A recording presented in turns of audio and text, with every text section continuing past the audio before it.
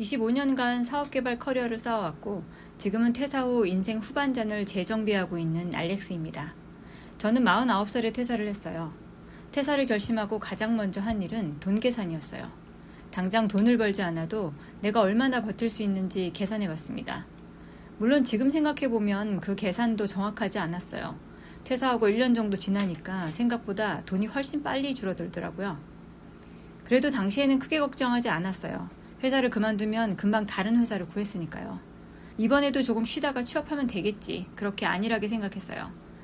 그런데 막상 회사를 나오고 나니까 가장 먼저 찾아온 건 돈 문제가 아니었습니다.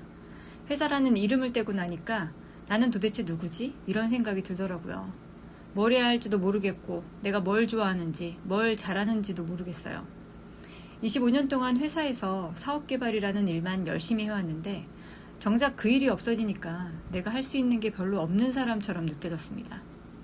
그때부터 생각이 조금씩 바뀌었어요. 적어도 앞으로는 지금까지 살아온 방식대로 살고 싶지는 않았습니다. 겉으로 보기에 근사하고 화려한 일 말고 나이가 들어서도 꾸준히 할 수 있는 새로운 일을 찾아야겠다는 생각이 들었어요. 그러려면 우선 내가 뭘 좋아하는지, 무엇에 소질이 있는지부터 알아야겠더라고요. 그래서 이것저것 배워보고 여행도 다니고 지금까지 해보지 않았던 것들을 하나씩 경험해보기 시작했어요. 저는 대기업 15년, 중견기업 5년, 스타트업 5년 이렇게 25년을 일했고 40대 중반엔 임원도 달았어요. 근데 임원 되고 나서 한 5, 6년 후에 스타트업으로 옮기게 되었거든요. 그때부터 자금 문제, 경영권 문제로 3번이나 회사를 옮겨야 했고 마지막 회사에서 멘탈이 무너졌어요. 병원에 상담을 받으러 갔더니 갱년기와 함께 우울증이 약하게 왔다고 했는데 뭐 꼭 그렇게 들어서라기보단 저 스스로도 이미 좀 느끼고 있었던 것 같습니다. 지금은 버티는 게 아니라 쉬어야 한다는 걸요. 그래서 이것저것 재지 않고 퇴사했습니다. 오늘 제가 드릴 이야기는 현재 국내에서 50만 뷰 이상 나온 50대 퇴직 후 현실에 대한 조언과 사례를 바탕으로 준비했습니다. 특히 자리잡자와 자유열양 채널에서 다룬 실제 퇴직 사례와 조언을 참고했어요. 저도 이 내용들을 살펴보면서 굉장히 많은 생각을 했거든요. 왜냐하면 화면 속 사람들의 이야기가 제가 직접 퇴사를 경험하면서 느꼈던 현실과 굉장히 닮아 있었기 때문입니다. 그리고 한 가지 공통점이 있었습니다. 퇴직은 회사를 그만두는 것으로 끝나는 게 아니라 그때부터 내가 누구인지 다시 찾아야 하는 시간이 시작된다는 거예요. 실제로 한 대기업 구매팀장의 사례가 있었습니다. 이분은 대기업에서 구매팀장으로 27년 정도 일을 하다가 퇴직을 하셨어요. 처음 2달 정도는 정말 편하게 지냈다고 합니다.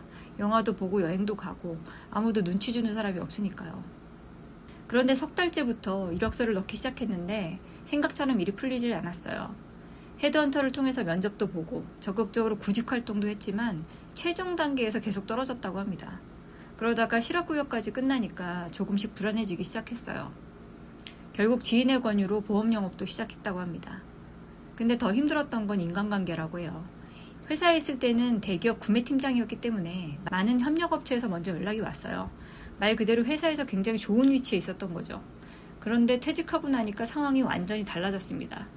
예전에 친하게 지냈던 사람한테 도움을 부탁했는데 냉정하게 거절당하기도 했고 친구들과의 모임에서도 어느 순간부턴 본인이 위축되는 걸 느꼈다고 합니다. 그때 이분이 깨달은 거예요. 회사에 있을 때 나한테 잘해줬던 사람들이 정말 나라는 사람에게 잘해준 걸까? 생각해보니까 꼭 그렇지는 않았던 거죠. 내가 가진 직책과 권한을 보고 잘해줬던 사람들도 있었던 겁니다. 이런 이야기를 들으면 좀 씁쓸하지만 이게 현실이죠. 회사에서는 직책이 나를 설명해 줍니다.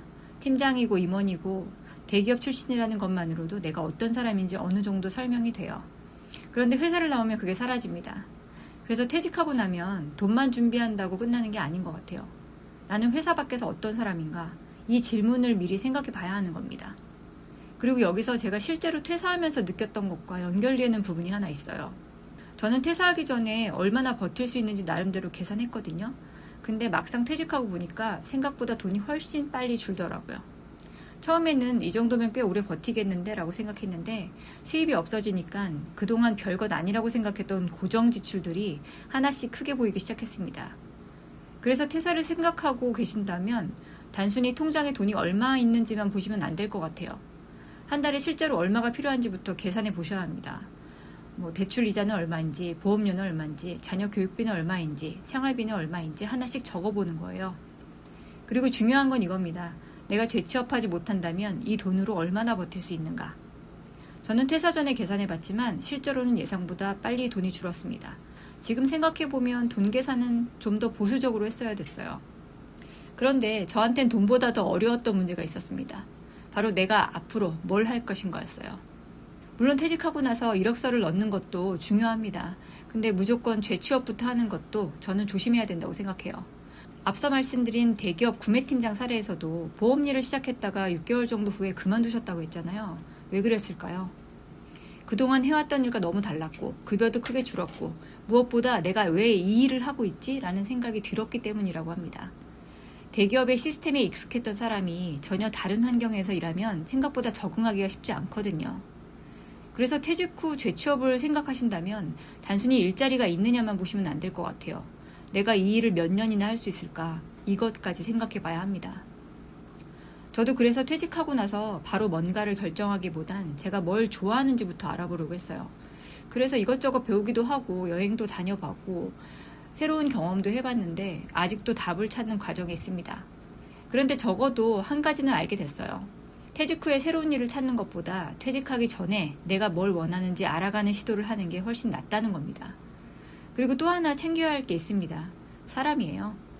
회사에 있을 때는 정말 많은 사람을 만납니다. 그런데 그 관계가 회사를 나와서도 그대로 이어지는 건 아니더라고요. 앞서 말씀드린 구매팀장 사례처럼 회사에 있을 때는 굉장히 가까웠던 사람이었지만 퇴직 후에는 연락하기가 어려워지는 경우도 있습니다. 반대로 직책이나 이해관계와 상관없이 나를 만나주는 사람도 있어요. 저는 그런 관계를 회사에 있을 때부터 조금씩 만들어 놓는 게 중요하다고 생각해요. 퇴직하고 나서 외로울 때 연락할 수 있는 사람, 일이 잘 안 풀릴 때 밥 한 끼 먹으면서 이야기할 수 있는 사람, 그런 사람이 곁에 있는 게 정말 중요해요. 결국 퇴직 전에 챙겨야 할 건 퇴직금 하나가 아니었던 것 같아요. 돈도 챙겨야 되고 경력도 챙겨야 하고 내가 앞으로 무엇을 할지도 생각해야 하고 사람도 챙겨야 합니다. 저는 처음에는 돈만 계산하면 어느 정도 준비가 된 줄 알았어요. 그런데 막상 나와보니까 돈만큼이나 중요한 게 있었습니다. 회사라는 이름이 사라진 뒤에도 나는 누구인가, 그리고 앞으로 무엇을 하면서 살 것인가, 이 질문이었습니다. 그래서 지금 회사에 다니고 계신 분이라면 너무 늦기 전에 한번 생각해 보셨으면 좋겠어요.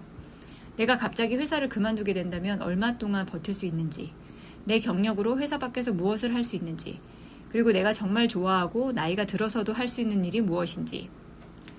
거창하게 준비할 필요는 없는 것 같아요. 하루에 10분만이라도 한번 적어보세요. 지금 내 통장에 얼마가 있는지, 한 달에 얼마가 필요한지, 내가 잘하는 게 뭔지, 그리고 앞으로 어떤 삶을 살고 싶은지요. 저는 퇴직하고 나서야 이걸 하나씩 찾아가고 있습니다. 퇴직하기 전에 조금이라도 생각해 봤다면 방황하고 고민하는 시간을 훨씬 줄였을 것 같아요. 퇴직은 언제나 누구에게나 찾아옵니다. 중요한 건 그날이 언제 오느냐가 아니라 그날이 왔을 때 내가 얼마나 준비되어 있느냐인 것 같습니다. 그래서 저는 이렇게 말씀드리고 싶어요. 손해보지 않으려고 너무 이해득실만 따지지 마세요.